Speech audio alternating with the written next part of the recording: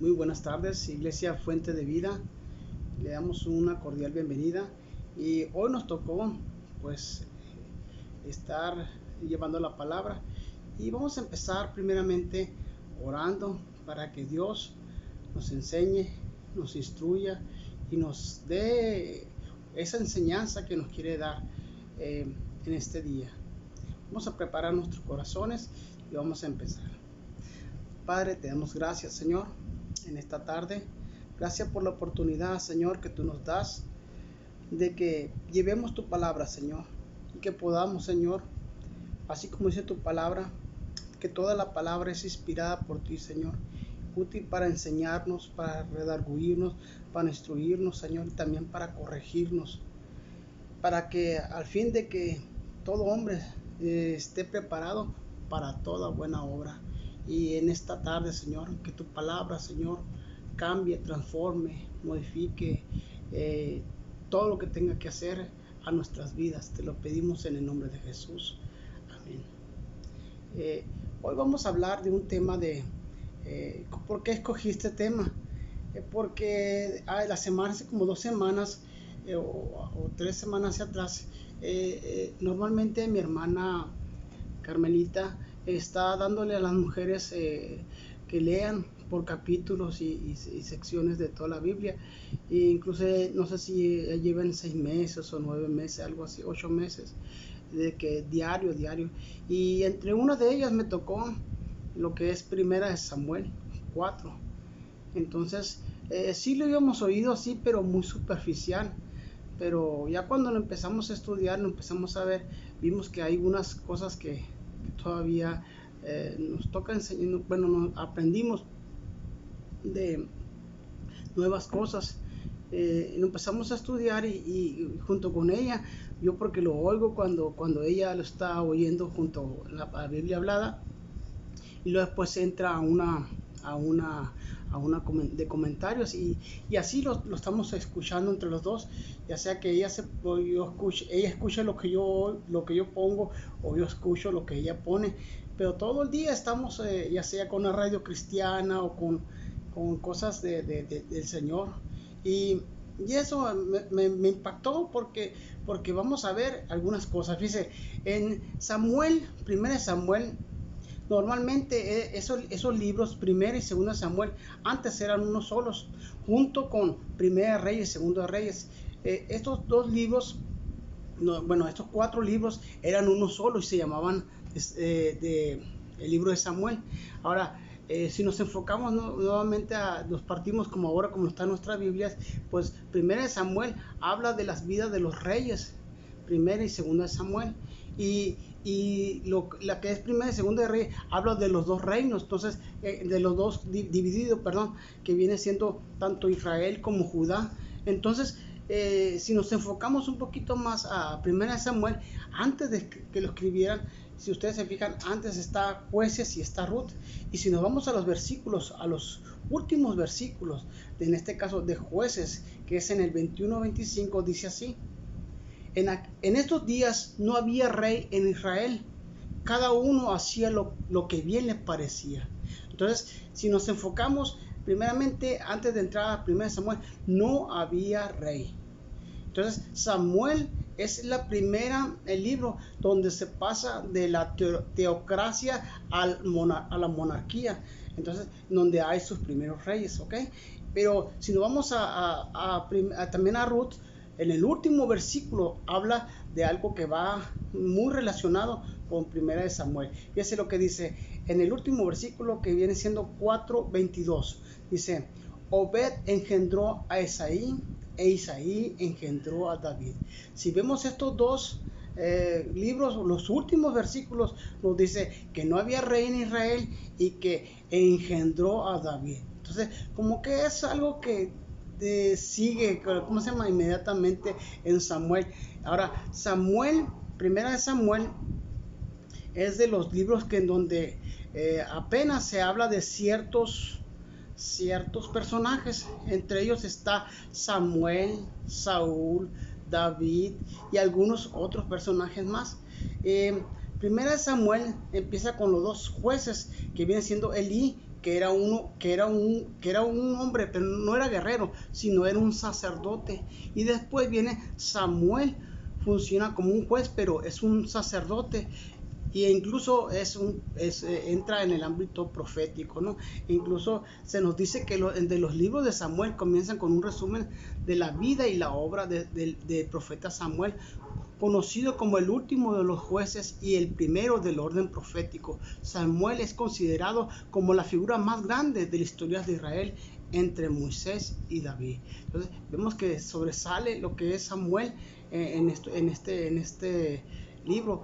Ahora, ¿quién nos escribieron? Normalmente se dice, pues si se llama Samuel, pues Samuel fue el que lo escribió. Pero sí, si nos ponemos a analizar, sí es cierto, pero ahí también narra en el primer libro de Samuel la muerte de Samuel. Entonces Samuel no pudo haber escrito ese pedazo. Pero en las crónicas de David también se nos dice que hubo dos personas que escribieron, que viene siendo Natán y Gad. Entonces se creen que era Samuel, Natán y Gad los que escribieron este libro. ¿Cuándo fue escrito? 1000 años antes de Cristo. Si lo vemos, pues es bastante tiempo, ¿verdad? Fíjense, pero si nosotros vemos como cuando oramos ahorita al principio, en 2 Timoteo 3, 16, 17, dice que toda la palabra es inspirada por Dios.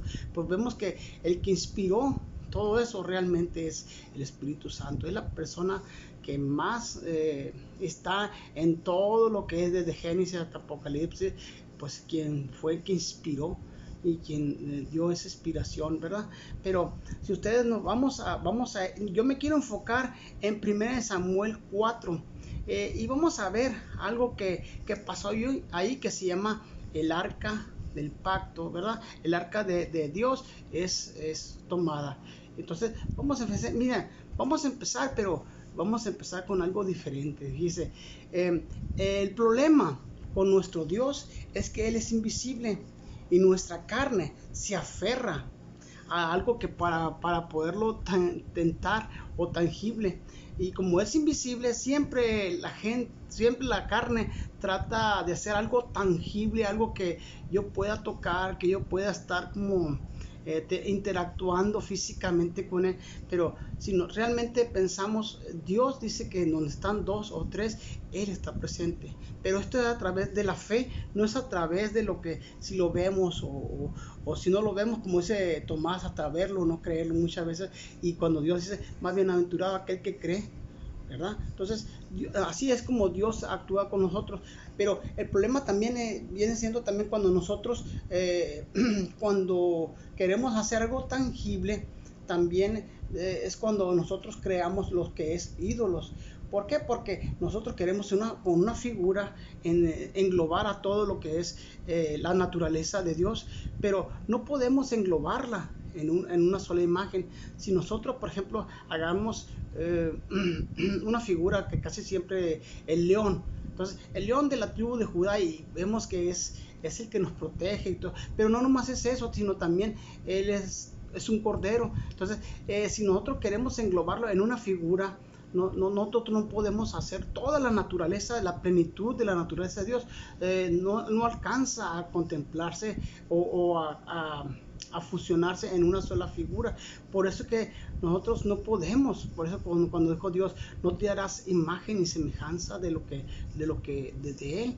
Entonces así es lo que sucede, y muchas veces nosotros queremos hacerlo tangible, queremos hacerlo a nuestra forma, queremos tenerlo encerrado en un cuadro, en una caja, como en este caso en el arca del pacto. Entonces, si ustedes se fijan, lo queremos encerrar. ¿Qué era el arca del pacto? El arca del pacto viene siendo era madera recubierta con oro.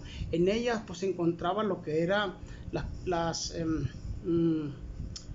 tablas que a Moisés Dios les escribió con su puño, ¿verdad? Y también dice que está la vara de Aarón que allí reverdeció, y estaban unas cuestiones también de maná.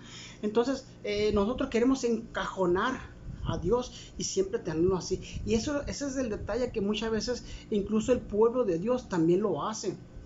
No nomás los idólatras, no nomás las personas que quieren hacer figuras de las cosas de Dios.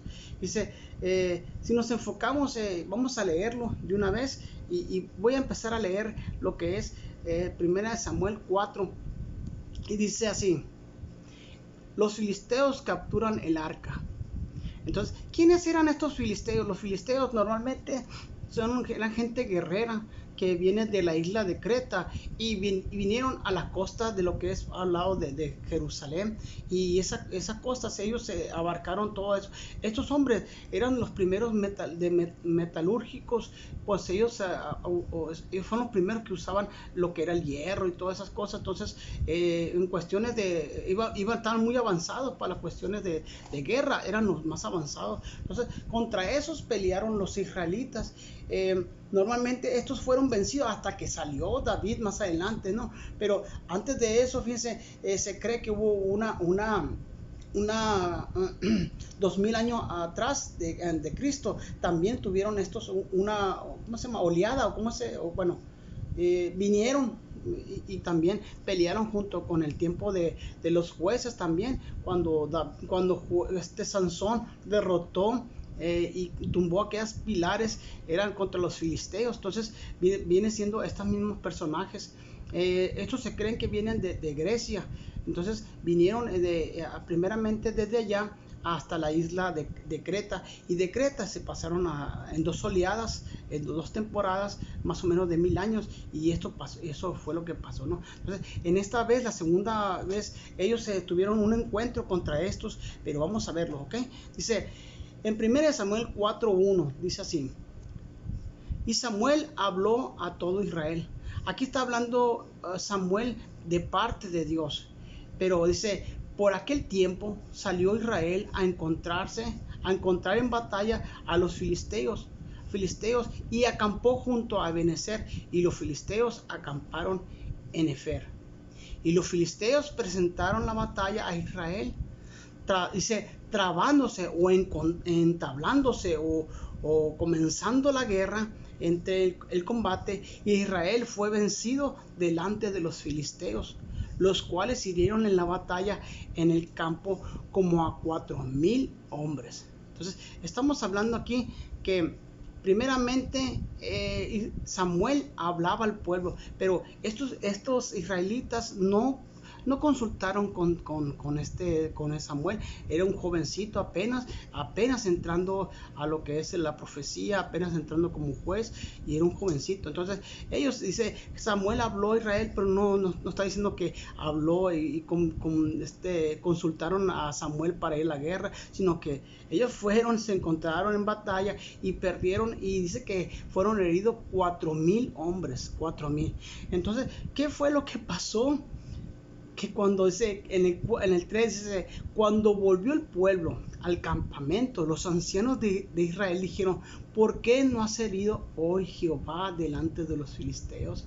Entonces ellos tomaron la decisión, ni siquiera consultaron a Dios, y fueron y presentaron batalla contra estos filisteos sin tomar en cuenta. Es como decir, pues Dios siempre está con nosotros, siempre nosotros vamos a ganar, y como que ellos fueron en esa idea, pero cuando se toparon con lo que ellos hicieron, pues vienen y preguntan aquí: ¿por qué nos has hecho hoy, Jehová, esto delante de los filisteos? Es como nosotros muchas veces nos aferramos a ciertas ideas y lo hacemos a nuestra manera, sin tomar en cuenta a lo que Dios quiere para nuestras vidas, ni siquiera para decirle qué rumbo voy a tomar, Dios, tomándolo en cuenta a Él. Pero si no lo tomamos en cuenta, después nosotros somos los que decimos: Señor, ¿por qué nos pasó esto? ¿Por qué estamos pasando por esta prueba? ¿O por qué en este caso, por qué fuimos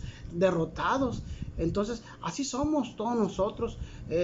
No tomamos decisiones y después le echamos la bronca a Dios, ¿verdad? Entonces así estamos igual muchas veces, estos nos enseñan a nosotros las cosas que nosotros estamos pasando. Es tan actual la palabra que lo vamos aplicándolo a nuestras vidas. Dice, y luego fíjense lo que hicieron. Y pues ahí dijeron, ¿sabe qué? Traigan a nosotros de Silo el arca del pacto de Jehová. Y ¿sabe qué? Dijeron, ¿sabe qué? Pues, ya sé, no somos nosotros, no estamos mal delante de Dios, ni pues estamos bien tranquilos, no le hacemos mal a nadie, ni estamos bien con Dios. Pero dijeron, ¿sabes qué? Ya sé por qué perdimos. Vamos a traer el arca porque hace falta. Yo creo que eso es lo que nos hizo hacer, nos hace falta para ganar. Y lo trajeron como un amuleto. Trajeron como cuando agarran las cosas de Dios, como si fueran, como les digo así, un amuleto, un decir, pues porque yo traigo aquí la cruz o porque yo traigo aquí el arca, Dios me va a responder. No, Señor. Fíjese lo que dice así: traigan a nosotros de Silo el arca del pacto de Jehová, para que viniendo entre nosotros nos salve de la mano de nuestros enemigos. Fíjense, y si ustedes se acuerdan, el arca debe estar en un lugar y debe tener ciertas normas para poderlas manejar. Si ustedes se fijan, normalmente esta arca normalmente siempre estaba en el lugar santísimo. Si nosotros vemos el lugar santísimo, es en donde entraba nada más una vez al año el sumo sacerdote, no los sacerdotes.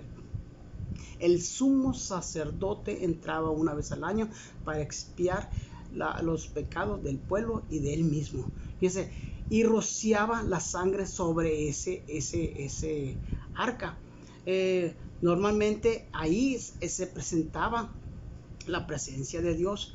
Eso representaba a Dios. No era Dios, representaba a Dios. Así como una bandera representa a un país, pues no significa que sea el país, sino es una representación, ¿verdad? Entonces, el arca es lo mismo. Aquí representa a lo que es Dios, el encuentro entre Dios y nosotros, donde en este caso el pueblo se redimía a través de ese pacto que hacían ellos, ¿ok? Pero estos hombres dijeron, tráiganlo, sáquenlo y vamos a llevarlo. Dice que al enviar al pueblo a Silo y trajeron de allá el arca del pacto de Jehová de los ejércitos, que moraba entre los querubines, y los dos hijos de Elí, Ofni y Finés, estaban allí con el arca del pacto de Dios. Y Elí, bien, gracias, ok, sus hijos fueron y trajeron ese arca, lo sacaron desde el lugar santísimo y lo llevaron hasta allá, hasta la guerra, donde estaba frente a la guerra. Silo era un lugar donde estaba normalmente posesionado esta arca. Fíjense, aconteció que cuando el arca del pacto de Jehová llegó al campamento, todo Israel gritó con gran júbilo, que la tierra tembló. Cuando los filisteos oyeron la voz de júbilo, dijeron, ¿qué voz de gran júbilo es esta en el campamento de los hebreos? Y supieron que el arca de Jehová había sido traída al campamento. Y fíjense, así como de supersticiosos, igual que los israelitas, los filisteos dijeron, fíjense, y los filisteos tuvieron miedo porque decían, ha venido Dios al campamento, y dijeron, ay de nosotros, pues antes de ahora no fue así. Y ellos sabían lo que había pasado, ellos sabían cómo Dios había sacado desde Israel, de Egipto a Israel, y ellos sabían toda esa historia. Entonces dice, ay de nosotros, ¿quién nos librará de la mano de estos dioses poderosos? Fíjense, estos son los dioses que hirieron a Egipto con toda plaga en el desierto. Entonces ellos estaban bien paniqueados y dijeron, no, pues ahora trajeron a Dios ahí, Dios está ahí. Entonces, así como cuando uno cree en las imágenes, dice, pues es más fácil manejarlo así, ¿no? Donde lo pongamos, ahí está Dios. Pero es una representación, Dios está en todo lugar. Pero si tú tu vida, tu corazón no está recto delante de Dios, Dios no está ahí. Sino que cuando tú empiezas a mostrarte no tanto que tú, sino que lo que Dios ha puesto en nuestras vidas. Dios mora en nuestros corazones, Dios mora en cualquier lugar, fíjese, pero cuando tú le honras con tu vida. Normalmente estos hombres pensaban, como le digo, como amuleto, lo agarraron y dijeron, ahora sí, Dios está con nosotros. Y cuando ellos vieron eso, dice que se asustaron. Pero fíjense, entre el miedo y todo el pánico que ellos tenían, entre ellos mismos dijeron, esforzaos, oh filisteos, y ser hombres, para que no subáis a los, dice, para que no sirváis a los hebreos, como ellos nos han servido a vosotros. Ser hombres y pelear. Y resulta que pelearon, pues los filisteos, e Israel fue vencido, y huyeron cada cual a sus tiendas. Y fue hecha muy grande mortandad, pues cayeron de Israel 30,000 hombres a pie.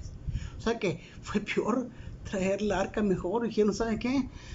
Pues, sorry, dijeron. ¿Y cuántos fueron antes? Fueron 4,000. Pero cuando trajeron el arca, fueron 30,000 hombres. 30,000 hombres que murieron a espada. Y entre ellos, en el número 11 dice así, y el arca de Dios fue tomada, y muertos los dos hijos de Elí, Ofni y Finés. Dice, Elí sabía de lo grave de esto, de sacar lo que es el arca del lugar santísimo. Y fíjese cómo estos muchachitos o estos muchachos no obedecían a su papá, e incluso hacían todo lo contrario. Y sí, no, me identifico en muchas cosas, porque nunca les amolestó lo que era Elí. Y fíjense, y Dios ya había decretado algo que tenía que pasar en la vida de ellos, y ya iba a exterminar tanto al sacerdote Elí junto a su casa. Entonces vemos que qué trágico es perder lo que es, en este caso, la gloria de Dios, y hacernos como tomar las cosas de Dios como en vano, como si fuera algo, como si fuera un objeto más en nuestras vidas, y corriéndose. Vamos a ver lo que sigue. Después de todo eso, de que le mataron 4,000, después otros 30,000, dice que un hombre corrió de la batalla y le fue a dar este anuncio al sacerdote. Y corriendo de la batalla, un hombre de Benjamín llegó el mismo día a Silo, rota sus vestidos y tierra sobre su cabeza. Esa que en pocas palabras venía de luto. Cuando llegó aquí que Elí estaba sentado en una silla vigilando junto al camino, porque su corazón estaba temblando por causa del arca de Dios. Como sea que sea, Elí tenía cierto temor por las cosas de Dios, porque lo vemos aquí, dice que él, a causa del arca de Dios, es aquí no a causa de sus hijos, no a causa de los hombres, sino a causa del arca de Dios. Llegando pues aquí aquel hombre a la ciudad, y dando las nuevas, toda la ciudad gritó. Cuando Elí oyó el estruendo de la gritería, dijo, ¿qué estruendo de alboroto es este? Y aquel hombre vino a prisa y dio las nuevas a Elí. Era ya Elí de edad de 98 años, y sus ojos se habían oscurecido de modo que no podía ver. Si vemos aquí, ya Elí era un hombre viejo de 98 años, no miraba. En pocas palabras, su descendencia ya como se imaginaba, me imagino, ya, ya su descendencia pues ya no iba a seguir, ya no iba a haber otro sacerdote. Sí tuvo otro, ¿cómo se llama? Descendencia, pero fíjese la noticia que fue en forma graduada, como se la dieron la noticia. Dijo pues aquel hombre a Elí: yo vengo de la batalla, he escapado hoy del combate. Y Elí dijo: ¿qué ha acontecido, hijo mío? Y el mensajero respondió diciendo: Israel huyó delante de los filisteos, y también fue hecha gran mortandad en el pueblo. Primeramente huyeron, después le dijo la mortandad del pueblo, y también tus dos hijos, Ofni y Finés, fueron muertos, y el arca de Dios ha sido tomada. Y cuando oyó esto, fíjense, fue gradual. Si ustedes se fijan, primeramente les dijo la muerte, primeramente dijo que habían huido Israel, había una gran mortandad, y también sus dos hijos habían muerto, y el arca de Dios había sido tomada. Y aconteció que cuando él hizo mención del arca de Dios, Elí cayó hacia atrás de la silla al lado de la puerta, y se desnucó y murió, porque era hombre viejo y pesado, y había juzgado a Israel 40 años. Dice, él había estado 40 años como juez y como sacerdote, una generación al mando de él, o en este caso frente al sacerdocio, ¿no? Y fíjense, y no nomás es eso lo que pasó, fíjense, como decía Raúl Velasco, aún hay más noticias que le dieron. Y siguiente, en el 4:19 dice: y su nuera, la mujer de Fines, que estaba encinta, ya cerca del alumbramiento, ya casi a punto de reventar, como decimos nosotros, ¿no? de tener al niño, oyó el rumor que el arca de Dios había sido tomada, y muerto su suegro y su marido, se inclinó y dio a luz, porque le sobrevino sus dolores de repente. Y al tiempo que moría, le decía, dice, los que estaban junto a ella: no temas, no tengas temor, porque has dado a luz un hijo. Mas ella no respondió ni se dio por enterado. Lo único que alcanzó a decir y llamarle al niño Icabor. Ahora, ¿qué significa Icabor? Traspasada es la gloria, o sin gloria, como dice, ¿no? Por aquello, dice, porque había sido tomada el arca de Dios, y por la muerte de su suegro y de su marido. Entonces vemos una tragedia, dice, una tragedia, pues es como decir, se exterminó toda una familia completa. Ayer, antier, me llegó una noticia por Facebook de que un muchacho de la casa de donde estábamos antes nosotros, en la iglesia El Buen Samaritano, con mi hermano Sergio Navarro, ahí murieron tanto el hermano Emanuel Urbalejos y su mamá. Entonces para mí fue impactante, porque este hombre, pues teníamos relación ahí cuando estamos en la iglesia, pues lo conocíamos y nos saludábamos y todo como hermanos. Entonces a mí me impactó tanto como una familia, pues como una familia llegó esa enfermedad, ¿no? que anda ahorita y que no respeta ni siquiera a nada, ¿no? Ni nadie. Y vemos que, yo sé que no es el mismo caso, ¿no? Pero vemos que aquí lo que pasó, Eli, es que toda su descendencia, su generación, o lo que seguía, se truncó, se quitó. E incluso dice, se llama Icabor, diciendo, pues ¿de qué importa? ¿Qué importa que mi descendencia siga? Pero si ya no tienen la gloria de Dios, ¿de qué me sirve todo esto? Queriendo decir. Y muchas veces nosotros vivimos un cristianismo muy light, muy superficial, y perdemos lo que es la gloria de Dios. Y a veces por cualquier cosita, ¿no? Cualquier detalle, a veces por un dolor de cabeza no queremos ir, o porque no tenemos ganas simplemente, y dejamos de ir a tener esa relación con nuestro Dios. Y vemos que aquí pues vemos que una generación fue traspasada, fue quitada y no siguió la gloria de Dios.